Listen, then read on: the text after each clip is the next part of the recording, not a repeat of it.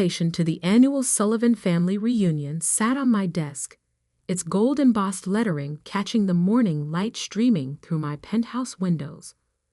15 years of carefully maintained deception were about to end, and oddly enough, it wasn't even my choice. I picked up my phone and reread the email that had triggered everything. Forbes 30 under 40, the new face of digital art. Safia Sullivan's NFT empire reaches $3.8 billion valuation.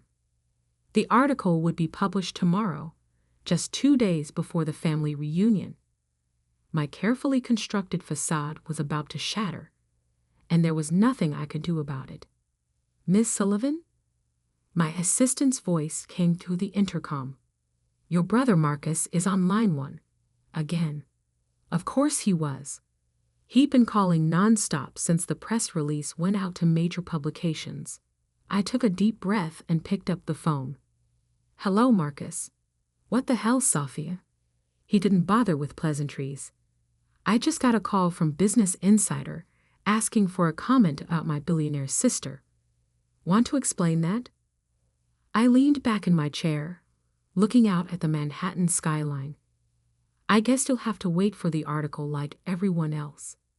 "Cut the crap," he snapped. "All these years, you've been letting us think you were barely getting by. Mom and Dad have been worried sick about you." I couldn't help but laugh. "Worried? Is that what you call it?" The constant lectures about getting a real job. The snide comments about how I'm wasting my potential. They were trying to help. No, they were trying to control me. Just like they tried to control you, and you let them. Silence fell on the other end of the line. Marcus had always been the good child, following our parents' carefully planned path. Business school, MBA, joining our father's investment firm. The golden son who never strayed from the script. Just tell me one thing," he finally said. "How long? How long have you been hiding this?" I stood up and walked to the window, watching a private helicopter land on a nearby building's helipad. My helicopter, actually. One of 3 I owned. Remember when I moved to that tiny studio apartment in Brooklyn?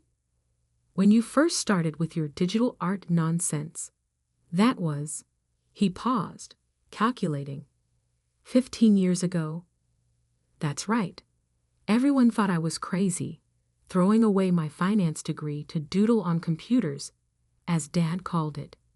But what none of you knew was that I'd already sold my first NFT collection for $50,000. 50,000? Back then?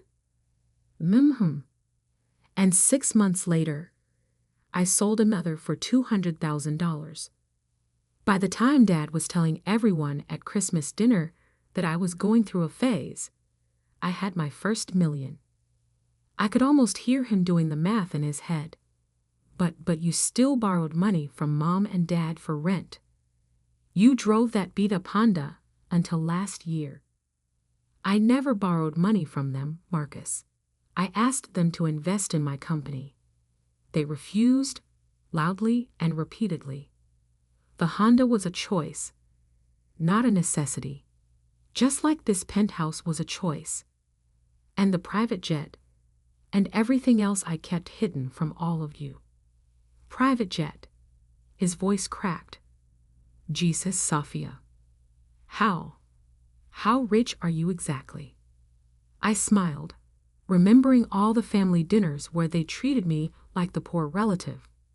The way our younger sister Olivia would ostentatiously pick up the check, making sure everyone knew she was helping out her struggling artist sister. The Forbes article will say $3.8 billion, but that's a conservative estimate. The real number is closer to 5. The sound Marcus made was somewhere between a gasp and a choke. "Now, if you'll excuse me," I continued. "I have a board meeting to attend. Oh, and Marcus, I'll see you at the family reunion. I'm thinking of making quite an entrance." I hung up before he could respond and pressed the intercom. Sarah, is everything set for the reunion? Yes, Miss Sullivan. The jet is fueled and ready. The car service is arranged for all family members to be picked up in Rolls-Royces.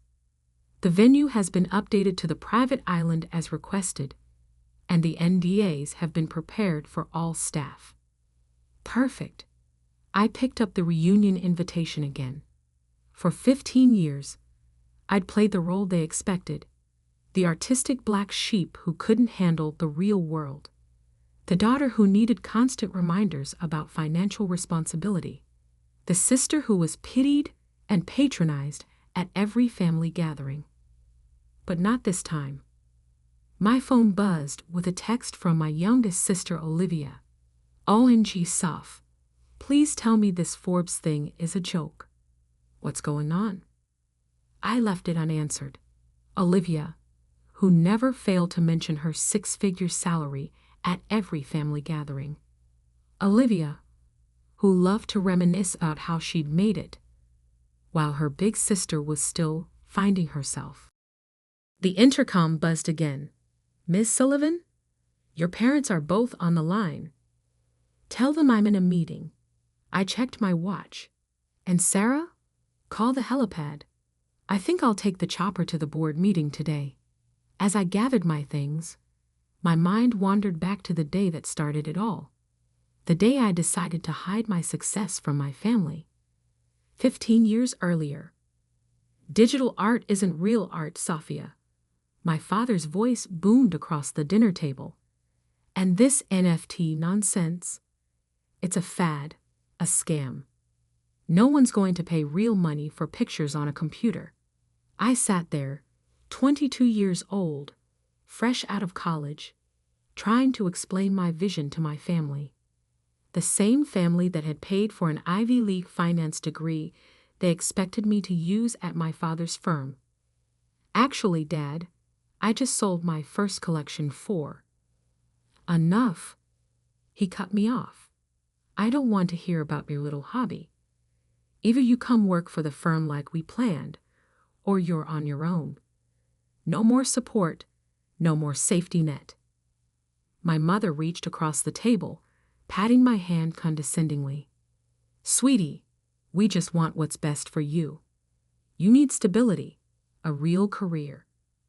I looked around the table at their faces, my father's disappointment, my mother's concerned frown, Marcus's smug smile, Olivia's barely concealed disdain. That was the moment I made my decision. I wouldn't tell them about the $50,000 sale, or the 3 galleries that wanted to represent me, or the tech companies reaching out about collaborations. You're right, I said, standing up. I need to figure this out on my own.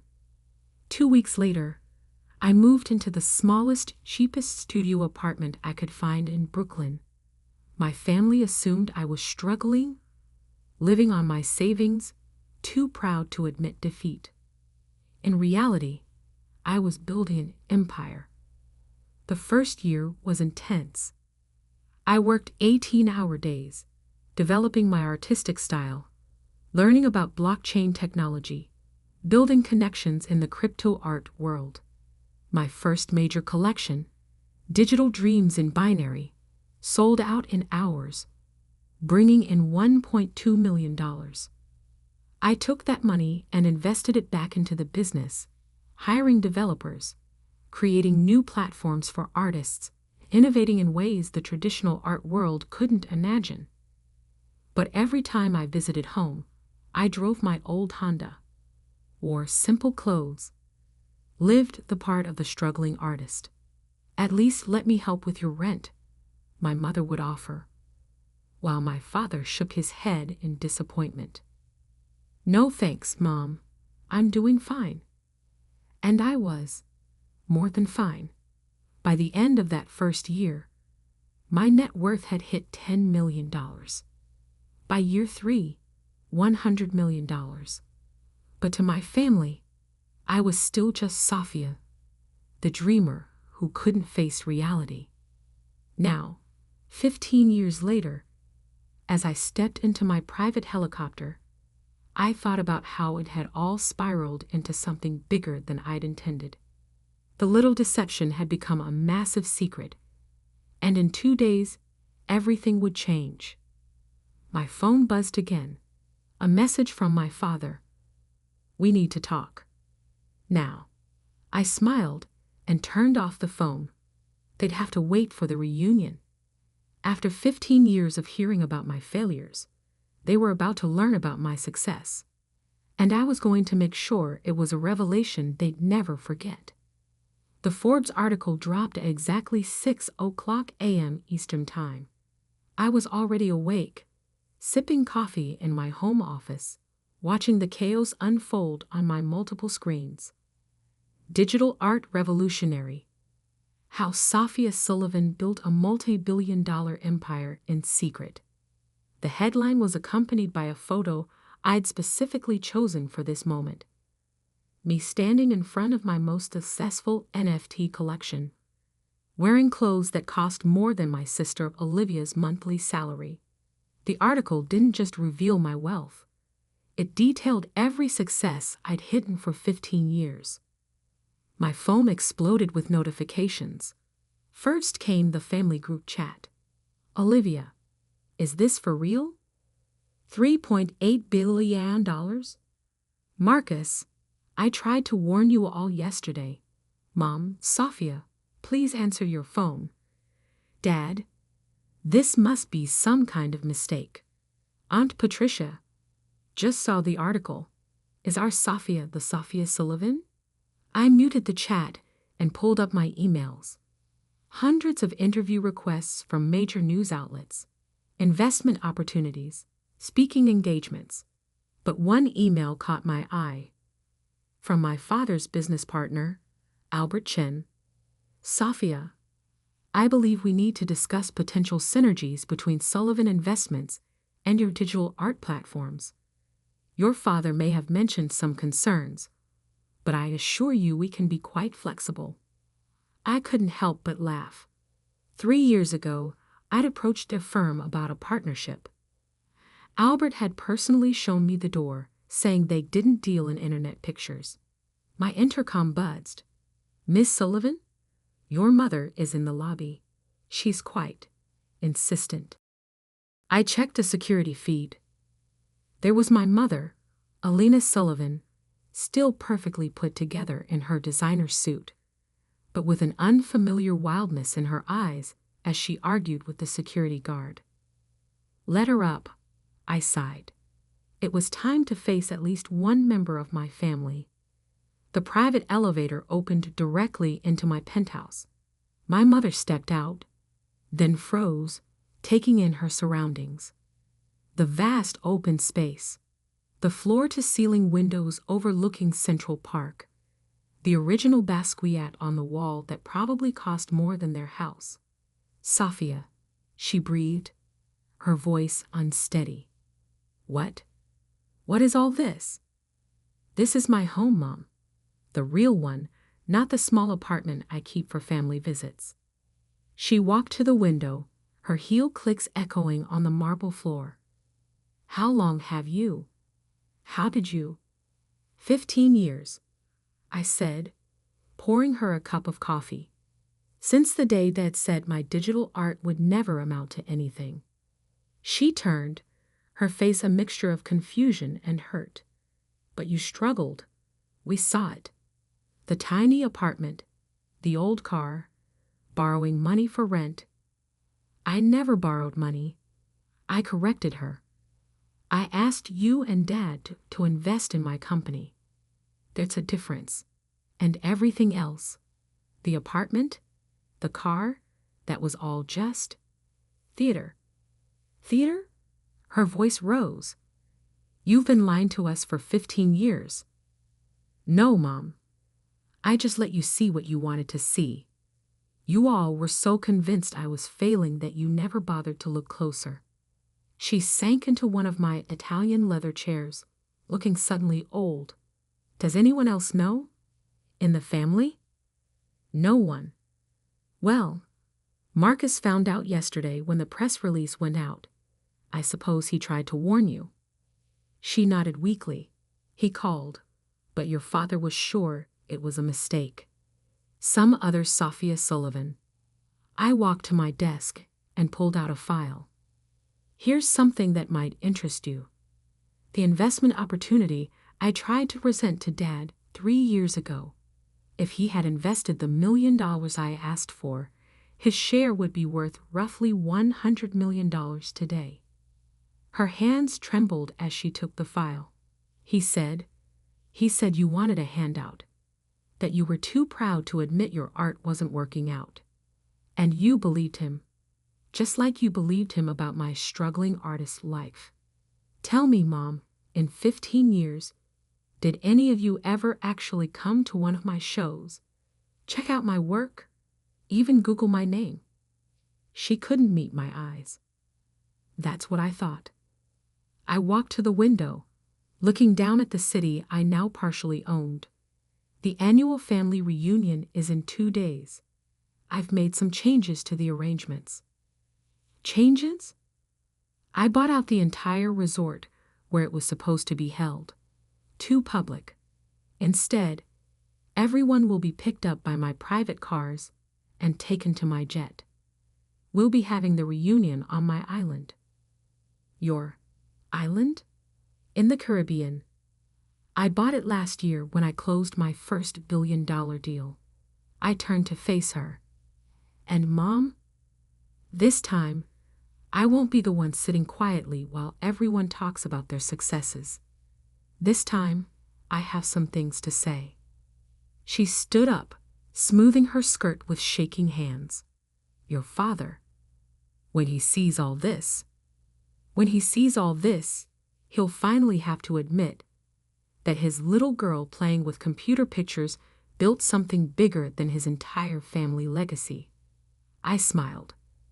And that's just the beginning.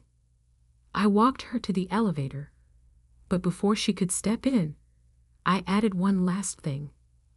Oh, and Mom, that Bentley you've been dreaming about, but Dad says is too expensive. I bought 3 last month, just because I could. The elevator doors closed on her shocked face. As soon as she was gone, I called my assistant. Sarah, is everything ready for the reunion? Yes, Miss Sullivan. The island staff is prepared.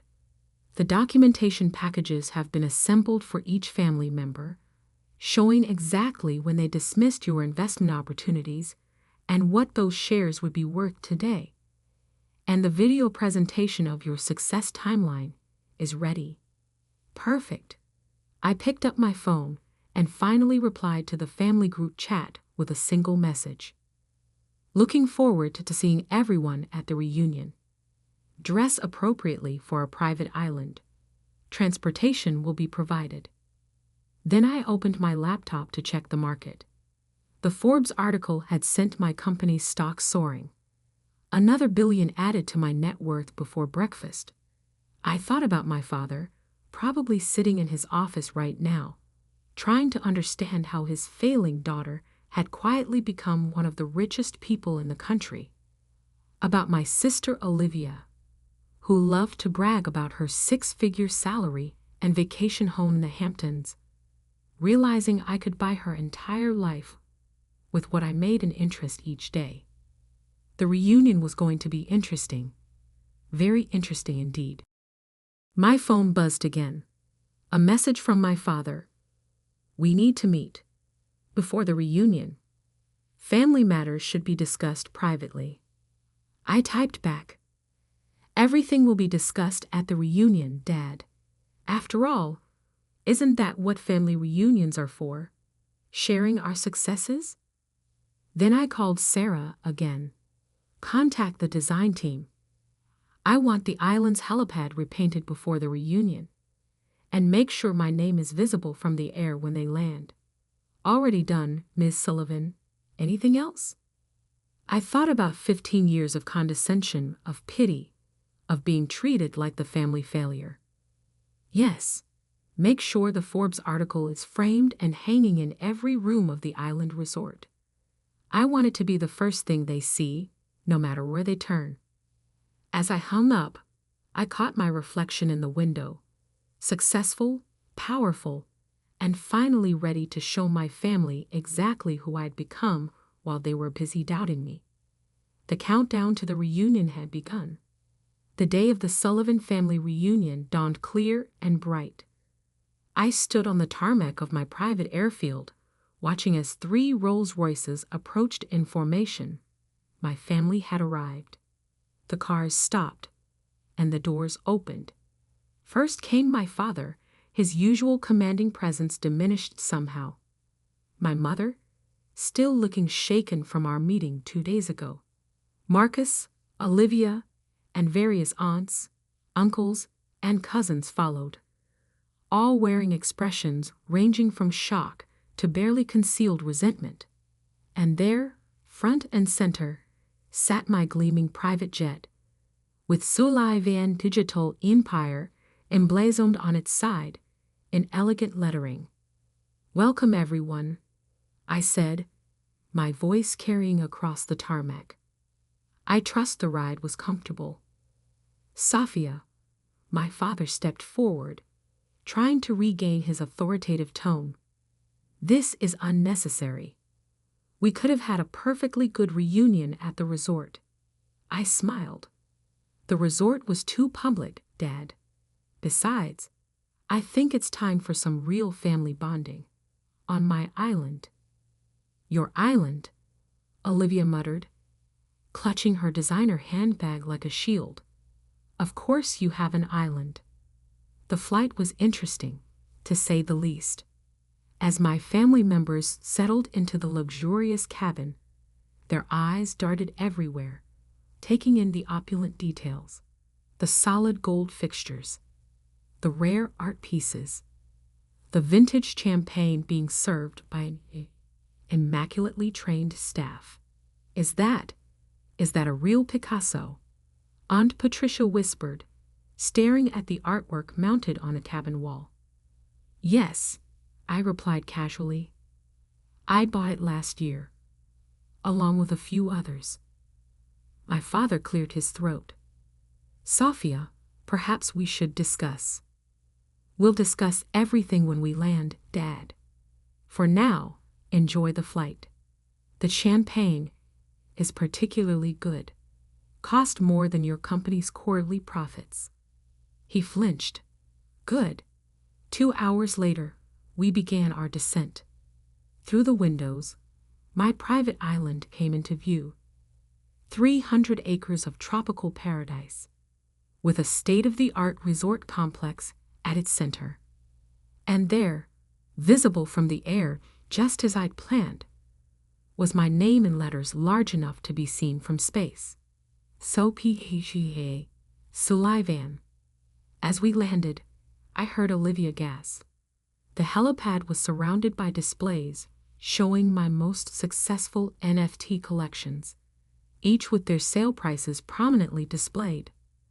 Millions upon millions of dollars in digital art projected onto massive screens. "Welcome to Sullivan Island," I announced as we disembarked. "My own little piece of paradise." "Little?" Marcus choked out. The resort complex sprawled before us, a masterpiece of modern architecture seamlessly blended with natural beauty. "Everyone's rooms have been assigned," I continued. "You'll find some reading material waiting for you. I suggest you review it before dinner." The reading material was carefully curated for each family member. For my father, documentation of every investment opportunity of mine he dismissed, along with current valuations. For Olivia, a comparison of her annual salary versus what I made in interest each day. For Marcus, details of how his firm had lost millions by refusing to work with my company. I gave them an hour to settle in and digest the information. Then I had them summoned to the main dining room. The room was a masterpiece of design, with floor-to-ceiling windows overlooking the ocean. A massive table dominated the space, each place setting probably worth more than most people's cars. And on every wall, that Forbes article, beautifully framed. My family filed in slowly, looking shell-shocked. They changed for dinner, but even their expensive clothes looked somehow inadequate in these surroundings. Please sit. I gestured to the table. We have a lot to discuss. Safia, my father began as soon as everyone was seated. I think I speak for everyone when I say we're surprised. Surprised? I laughed softly. That's an interesting word choice. Not angry that I deceived you. Not hurt that I hid my success. Just surprised. We didn't know, my mother said quietly. You didn't want to know, I corrected her. Every time I tried to tell you about my work, you changed the subject. Every time I offered investment opportunities, you dismissed them. You were so convinced I was failing that you couldn't see my success, even when it was right in front of you. But the apartment, Olivia interjected. The old car. All those times you let me pay for dinner because you thought I couldn't afford it. I finished for her. Did you enjoy that, Olivia? Playing the successful sister. Making sure everyone knew you were helping out poor, struggling Safia? She had the grace to look ashamed. Let me show you something, I said, pressing a button. Screens descended from the ceiling, displaying a timeline of my success alongside their dismissive comments over the years. 2008. Digital art isn't real art. Dad, my first collection sells for $50,000. 2010. When are you going to get a real job? Mom, company valuation hits $10 million. 2015. At least I can afford to help my sister out. Olivia, net worth passes $500 million. 2020. We don't invest in internet pictures. Dad's firm, company valuation reaches $1 billion. Every doubt, every dismissal, every condescending comment, I said quietly. I remembered them all. And with each one, I built something bigger. Why? My father's voice cracked. Why hide it? Because you needed to learn something. All of you did. Success doesn't look just one way. Innovation doesn't follow your predetermined path. And sometimes, the child you wrote off as a failure might just be the one who succeeds beyond your wildest dreams. I stood up, walking to the window. Do you know what the hardest part was? Not the secrecy. Not pretending to struggle. It was watching you all celebrate mediocrity while dismissing true innovation. Mediocrity, Marcus bristled. Yes, mediocrity. You followed Dad's safe path, Marcus. Got the job he wanted you to get. Made the safe investments. And you, I turned to Olivia. You bragged about your 6-figure salary while I was making that much in minutes. That's enough. My father stood up. You've made your point. We were wrong. Is that what you want to hear? No, Dad. What I want is for you to understand. Really understand. This, I gestured to the luxury around us, isn't about money. It's about vision. The vision you couldn't see because you were too busy clinging to the past. I pressed another button, and new images appeared on the screens. My latest project, a revolutionary platform that would transform how digital art was created, bought, and sold. This launches next month, I said. Conservative estimates put its value at $10 billion. I'm showing you this because for once, I want you to see what I'm building before it happens. No more dismissing it. No more doubting. The room fell silent as they absorbed the implications. Finally, my mother spoke. We're proud of you, Safia. We should have been proud all along. Thank you, Mom. But I didn't do this for your pride. I did it because it was my dream, my vision. And now, I smiled. It's my empire. So what happens now? Marcus asked. Now we have dinner. As a family. But this time, we'll do it my way. No more pretending. No more hiding. And tomorrow, we'll tour the island, and I'll show you exactly what your daughter, sister, and niece has built while you weren't paying attention. I raised my glass. To the truth. Finally. They raised their glasses, looking somewhat dazed. The rest of the evening passed in a blur of gourmet food, fine wine, and gradually thawing conversations. My family was beginning to see me. Really see me, for the first time in 15 years. As they retired to their rooms that night, I stayed in the dining room, looking out at the moonlit ocean. My assistant Sarah appeared at my side. Was it worth it? She asked quietly. The big reveal. I thought about the looks on their faces, the shock, the realization, the gradual understanding. Yes, I said, but not for the reasons I expected. It wasn't about proving them wrong anymore. It was about finally being free to be completely myself. And tomorrow, I smiled. Tomorrow, we show them the future. Their safe, predictable world of traditional investments and conventional success is over. It's time for them to understand that the daughter they wrote off as a dreamer wasn't just dreaming. She was building a new world while they weren't looking. Later that night, I found a note that had been slipped under my door, in my father's handwriting. I was wrong, not just about the business, but about everything. You didn't just succeed. You revolutionized an entire industry. I'm sorry I couldn't see it sooner. Dad. I placed the note in a frame, right next to my first NFT sale receipt for $50,000. A reminder of where I started and how far I'd come. The next morning, as I watched my family gather for breakfast, their attitudes subtly changed. I realized something important. Success isn't just about proving others wrong. Sometimes it's about proving yourself right. And sometimes, the sweetest victory isn't in the revealing of success, but in the quiet knowledge that you built something extraordinary